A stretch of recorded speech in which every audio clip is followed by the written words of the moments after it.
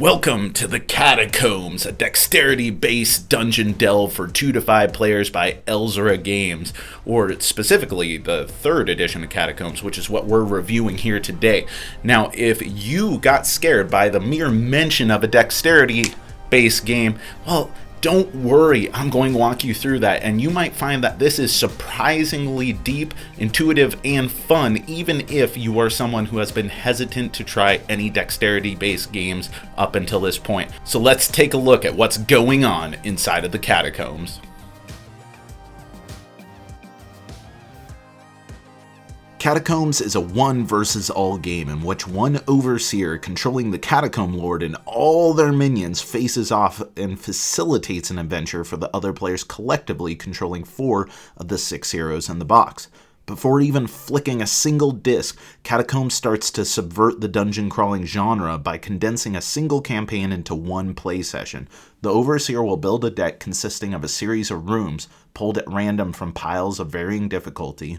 The room cards instruct the overseer what monsters they have access to and what special rules, if any, will be present in the fight. The final room will always be the fight against the Catacomb Lord listed on their personal card.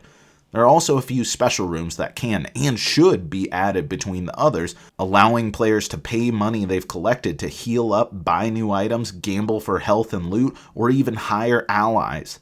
So here we have a setup board where the Catacomb Lord has set up their units anywhere that they want behind this line here dictated on the board itself, and then the heroes have their own separate line where they have to start behind. Once Catacomb Lord sets up, heroes get to do their thing, and then you start flicking. Every type of unit in this game is going to have some sort of inherent ability, the way that they operate. So in the case of Elzra here, her card says that she gets to make a standard melee attack on her turn, but she also comes equipped with an elven arrow, 2 of them, and a spirit familiar. In the case of the elven arrow, we're going to take a look at these cards here. They are once per room abilities, so she has 2 times where she can shoot an arrow. And we see down here that she can make a movement because it's not a melee attack. If she hits something, she doesn't do damage. And then she gets to shoot a ranged arrow from her position. Let's try it out.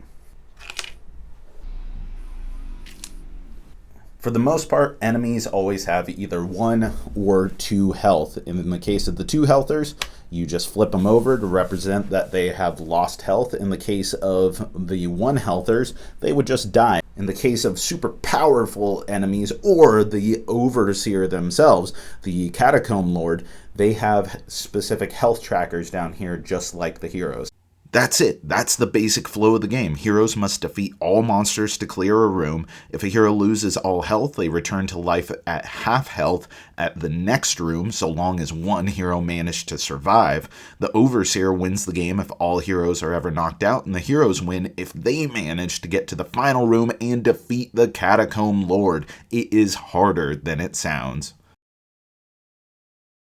Let's talk about components for a second. From a strictly illustration perspective, Quanchai Moria has brought to life one of the most fantastic and imaginative worlds that I have ever seen. I love how Catacombs looks.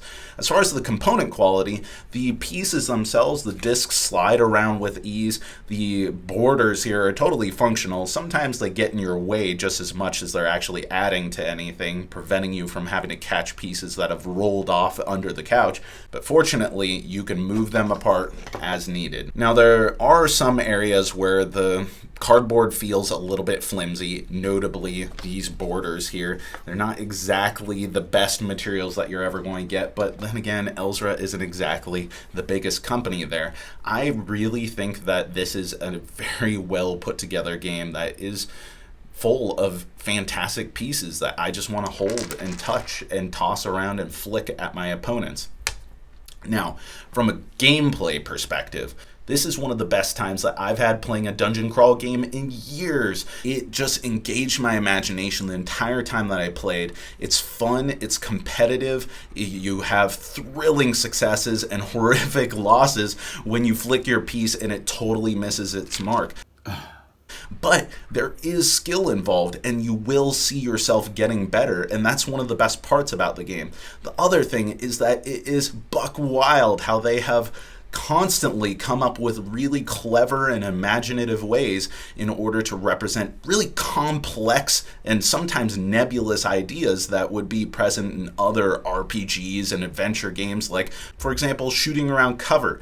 It was profound the first time that I put my wizard behind a obstacle here and shot a fireball within 1 inch of my character, and either I hit the thing or I didn't. There was no measuring the squares, crossing intersections, lines, exactly how wide the cover is either it works or it doesn't in this meat space here. And that level of simplicity for an otherwise incredibly complex idea just made me smile.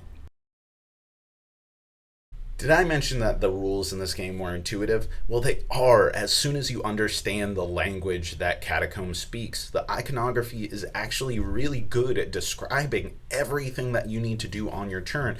But as soon as you encounter an icon that you haven't before, or you need to look up a specific rule to clarify exactly what happens, well, this is not going to cut it. I mean, this rulebook is written almost as if it were a narrative, which is helpful your first game through. It's going to give you some suggestions on how to play a learner game, and you're going to be able to set up everything and play in sequence, and you'll get rules explained to you in the order in which they would appear in a basic game.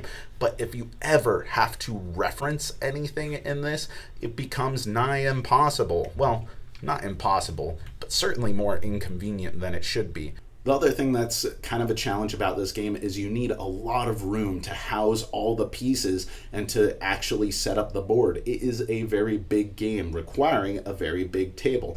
The last thing that I was a little bit disappointed by is that there's no mechanism to really string games together. Sure, you have a full sort of campaign in one session, and that is really cool, and it's clever, and it's cute, but I do imagine the possibilities of carrying your equipment and your stats through 4 series of catacombs in order to fight all the catacomb lords, and that isn't available in this game. Catacombs again and again surprised me with clever, elegant, and in retrospect completely obvious ways to adapt traditional fantasy adventures into a tasty, fun dexterity format. Poison, stun, ice, corrosion, teleportation, berserking. There are systems in place for it all, revealing a hidden depth to these catacombs. It's amazing that for all of Kwanchai Moria's amazing artwork, the mechanics managed to output just as much charm as the pieces. And when the components, themes, and mechanisms work in concert, like in the frickin' gelatinous cube here, it is truly a thing of beauty. Look, I'm not saying that this game is for everyone. There are going to be some people who are just completely turned off by the idea of playing a dexterity game where you're flicking discs around. And then for some people, it may not even be a possibility that they can interact in a game that way. I was skeptical at first on how this could adapt one of my favorite genres, and it totally won me over. Look, it's imaginative, it's fun, and it is surprisingly deep. The number of things that you can do, the number of different powers that are housed in this game, how spells interact, you will be smiling stupidly as you teleport off the table, reappear, and throw a punch at a Rakshasa. It is insane that they have adapted so many of my favorite elements that captured my imagination as a child and made it strategically deep, yet totally fun, in flicking little discs around a table. If you haven't given Catacombs a shot, then I highly suggest that you do. I know I'm happy I did. So the Cardboard Herald recommends Catacombs 3rd Edition by Elzra Games.